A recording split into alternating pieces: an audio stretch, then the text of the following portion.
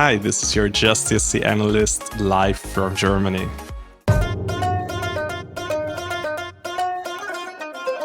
And I am so excited because we have just last two countries who will take part in the semifinals this year, to whom I still have not reacted. And one of them is Slovenia. So Slovenia will be represented by 27 years old Raiven with her song Veronica. I have heard the song because it was released, like, I believe in December or so. I started to like the song more with time, so I think now I will really enjoy reacting to this one. In the beginning, I was not so convinced because for me it appeared a little bit strange, I would say, especially like the structure of the song. I thought it was maybe not that easily accessible. And Raiven actually took part 3 times in the past in the Slovenian selection with also this kind of not so easily accessible songs, in my opinion, but still 2 of them finished second. For example, her first entry.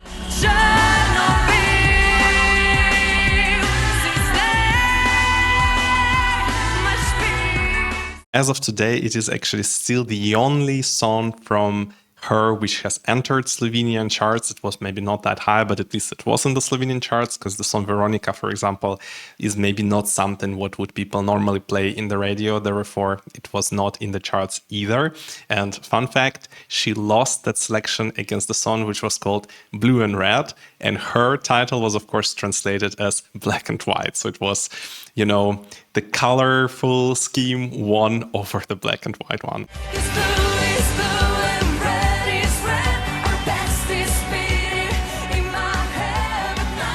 But I think her 2019 entry, Chaos, which also finished second in the Slovenian selection, was definitely the most memorable one. You either love or hate it. I think I was more in the second group.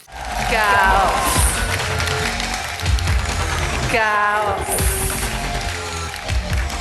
Chaos.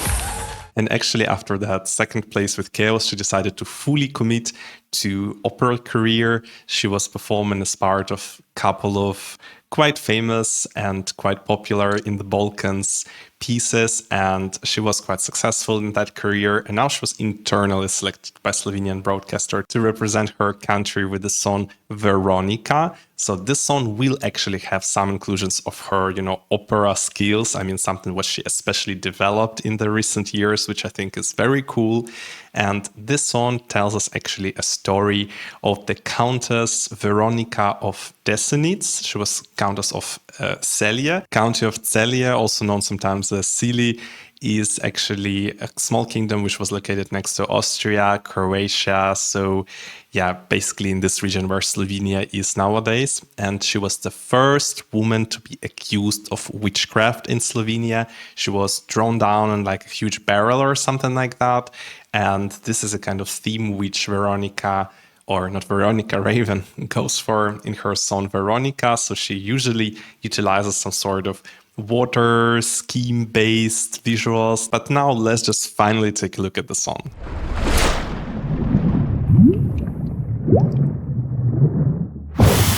As I have already seen the official music video for that song, which I think was quite spectacular, so very effective visuals, I think this time we will take a look at her live performance from the Madrid pre-party. I haven't seen it yet, but I have heard that her live vocals were amazing, so I'm very curious to hear how it sounds, and I hope the quality is good enough in order to be able to comment the song as well.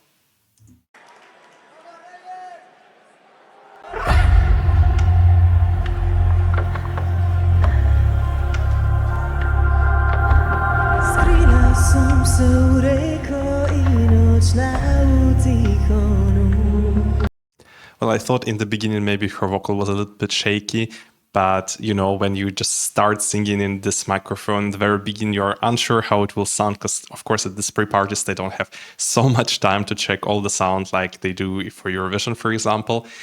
I can understand why it was starting shaky, but then she definitely got almost immediately control back. Now it sounds pretty good. And do you see the background visuals?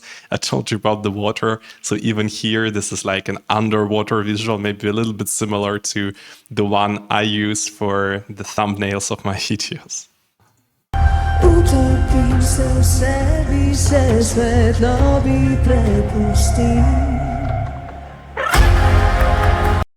Wow, this transition is beautiful. It was starting so, like low key, like very slow. You don't know kind of where it's going. Will it be like a typical ballad? What kind of chorus might come? And then this comes and, the full power unleashes basically after that.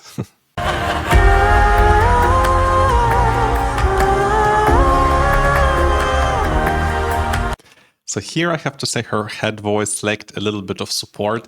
I think maybe she didn't breathe in properly before that, or maybe it's just acoustics. I'm not 100% sure, but it was not really so confident. She actually looks stunning. I really love the creativity behind the song. She wrote it herself and it's very true to her. I really, really love this.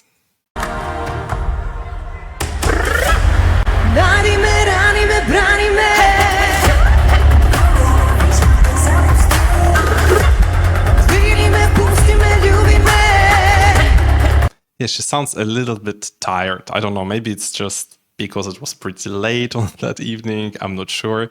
And I was a little bit concerned with this p sound in the chorus. Like, at least it was for my ears, maybe with my earphones, I'm not sure, a little bit hurting because it was like too much breath was coming in this moment. But maybe it's just because, again, the mic quality is not so good.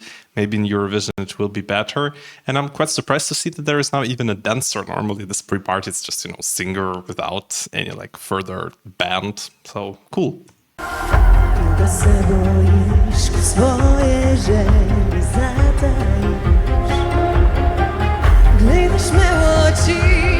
How the background music is building up, this tension, this pressure is just magnificent. It's really cool. I just hope that they will also tell us some story on the Eurovision stage so that it's not getting, a little bit too strange, maybe sometimes even boring for the viewers. I really want them to be onboarded.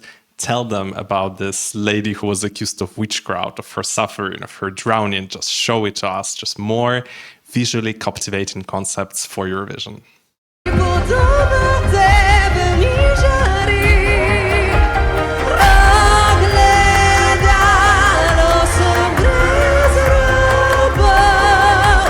Her vibrato is also gorgeous, gorgeous. Like, she did it now a couple of times. Sounds very beautiful. You can see that she has quite an academic background in music. She is really stunning. I'm just only concerned a little bit by the accessibility of the song for the general public.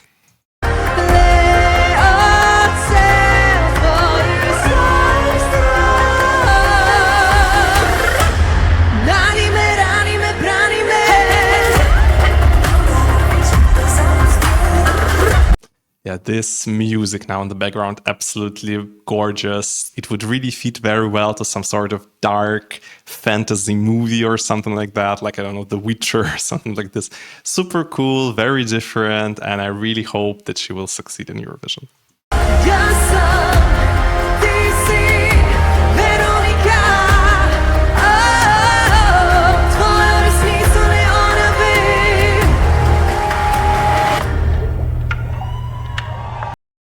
Yeah, with all these horns, it was so intense. Now we can hear some of this like drowning sounds from underwater. So in this, they definitely will probably show to us something on the Eurovision stage, what we unfortunately cannot see here in Madrid, but it's just a pre-party.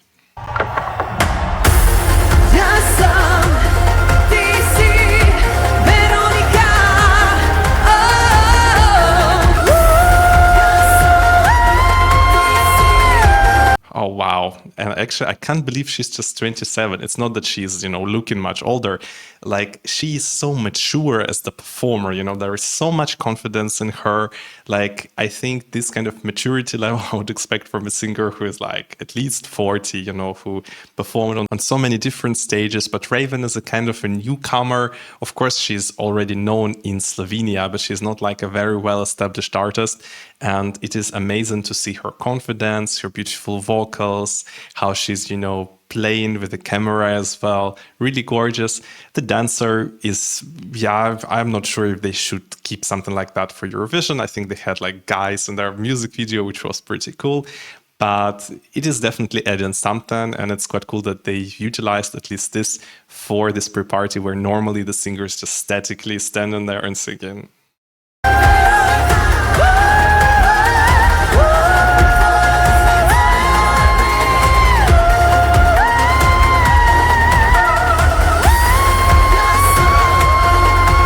Wow, her falsetto is just out of this world, Sounds absolutely amazing. You can compare it a little bit to the Moldovan in the middle falsetto, which also Natalia Barbu was showing in the end of the song. But it's still different. And I'm just wondering if in the lineup they're not too close to each other, this could be actually quite hurting for them. So we will check this afterwards.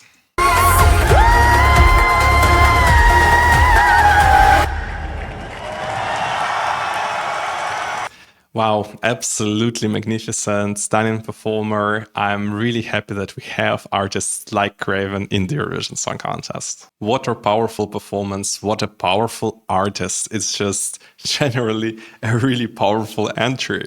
So Slovenia did a really well job this year. I'm normally not a huge fan of Slovenian entries, but this one is right down my alley. Really love that.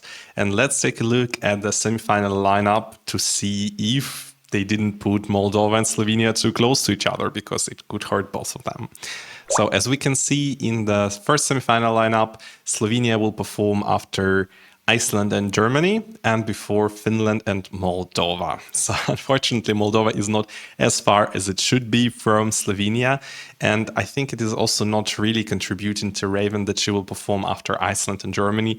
They're both a little bit slower songs, especially the German one. Well, Iceland is actually more up-tempo, but the way it's performed, it's more like slow tempo.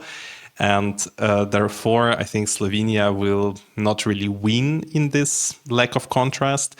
And after Slovenia comes Finland, which will completely drag the whole attention. All people who were still stunned from the vocals of Raiven in the end of the song will just completely forget about it after like 30 seconds or 1 minute of the Finnish performance. And afterwards, after Finland, also Moldova comes with not less impressive vocals. So again, one more reason to forget about Slovenia, because Moldova will again show this great vocals, and they are coming at least after. So for me, it is not very surprising to see that in the odds to qualify from the first semifinal, Slovenia is currently on place 10, which shows them, of course, as a potential qualifier because they are higher than 5 other entries. But, 10th place is not really a very secure area. And I think that this song should have profited from fandom votes, from all these pre-parties, more than they will in reality profit from the televote, because the song is a little bit dark, different. It's not something what the televoters necessarily go for. They're more interested in something more accessible. So she really needs a lot of Eurofans support in order to qualify. But I have to say, I find it really mind-blowing that we are discussing about the song of such high quality, if it has a chance to qualify or not, because if it would take part in Eurovision, let's say 10 years ago, it would be such a safe qualifier. The quality of the songs has increased dramatically in the last years. So in the Eurovision Scoreboard app, where the Eurovision fans are ranking the songs, Slovenia is ranked 5th in accordance with their qualifications chances from the first semifinals. So actually should be quite a solid qualifier. But as I have said, this song targets purely the Eurovision fans, maybe also juries, but there are no juries in the semifinal. And in the overall lineup of all the songs, Slovenia is ranked 15th. So Eurovision fans still don't put it as one of their main favorites. They don't put it into their top 10, but hopefully she will qualify to the final. If we think about the staging, I have heard that they actually wanted to use the dancers similar to the ones whom we saw in the official music video. So there will be some like half-naked male dancers around her, which is great. I think it will add more dynamic to the song. All these water visuals, 100% will be there. She will for sure have some stunning look, like even think about the one which she was wearing as a guest performer in the Croatian selection. She looks absolutely stunning. So I'm sure it will be very pleasant for our eyes. I just hope it will be captivating, and I really hope that the performance will tell a story. And now let's see how the televoters tended to vote for Slovenia in the last 15 years and last 5 years in the Eurovision semifinals. So you can see that Slovenia is ranked 25th in overall in the last 15 years, which puts them to the second to last place in the semi-final, only above Ireland. But if we take a look at the last 5 years, they're ranked slightly higher, so 22nd, which puts them on place 11. So in both of those rankings, we see that Slovenia is not supposed to qualify. But of course, if we take a closer look at the last 5 years, you can see that Slovenia had their 2 best results ever in Eurovision semifinals, exactly in 2019 and 2023. It was both times 5th place with Sebi.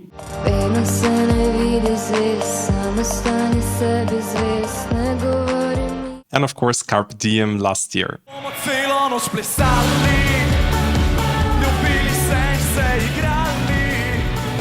But both of these songs were much more, like radio friendly or like modern. So something what the young generations would like. And the song of Raiven this year is definitely targeting a little bit different audience. So the ones who want something completely different, something a bit more avant-garde, something not that radio friendly. So her song is basically an art piece and not really an easily accessible product. So this is what I think. So for me, I really struggle to see Slovenia qualifying this year. The live performance has to be absolutely mind-blowing. The camera cuts, they all have to be absolutely sleek and perfect so that it looks absolutely mesmerizing, unforgettable, telling us the story. Then Slovenia has a shot. But if not, if the performance will be, slightly similar to the ones which I have watched right now, so not all the camera angles are perfect. Sometimes it feels a little bit empty on stage. Some parts of the song feel also a little bit hollow. Then I'm afraid it's a definite non-qualifier. But tell me, what do you think? Did you love the song as much as I did? But maybe you have more hope in Raiven. Maybe you're even sure that she will be a very surprise top 10 entry in the final of Eurovision. Please let me know down below in the comments. Subscribe if you still haven't, and tune in for the next video. Bye bye.